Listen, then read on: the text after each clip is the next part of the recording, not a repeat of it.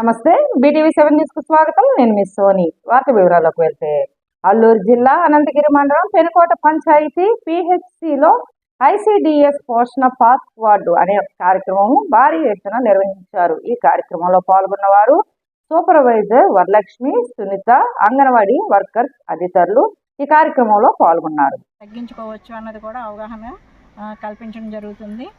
నాలుగోది వచ్చేటప్పటికి కూడాను పిల్లల్లో మనం అంగన్వాడీ సెంటర్ నుండి వంటల పోటీలు కానివ్వండి, అంటే చిరుధాన్యాలు ఉపయోగించి ఏ విధంగా అయితే మనం పిల్లల యొక్క గ్రోత్ పెంచడం కానివ్వండి, గర్భిణీ బాలింతల యొక్క పెరుగుదల కానివ్వండి, వాళ్ళు ఏ విధంగా వాళ్ళ హెల్త్ని మరింత అభివృద్ధి చేసుకునేలాగా ఏ విధంగా చేయాలి ఏంటి అన్నది కూడా మనం చిరుధాన్యాలు ఉపయోగించి అంగన్వాడీ ఇంకా అదేవిధంగా పిల్లల్లో ఊబకాయాన్ని ఎలా తగ్గించుకోవాలి, అంటే ఊబకాయం అనేది ఎందుకు వస్తుంది, మనం ఫాస్ట్ ఫుడ్ సెంటర్ల నుండి కానివ్వండి, కురుకురేలు కానివ్వండి, ఇలాగ ఏదైతే ఫాస్ట్ ఫుడ్ సెంటర్లో నుండి తింటున్నారో అదంతా కూడా మనం నివారించేలాగా మనం అవగాహన కల్పించాలి తల్లిదండ్రులకి.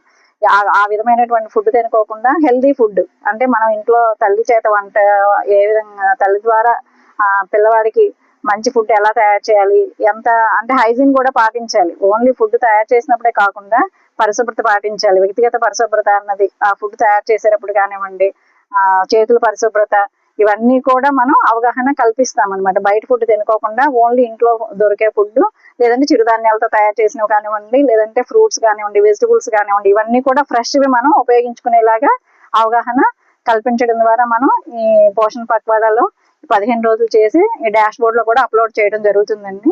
Okay, thank you. అన్ని అంగన్వాడీ సెంటర్లో చేస్తాం.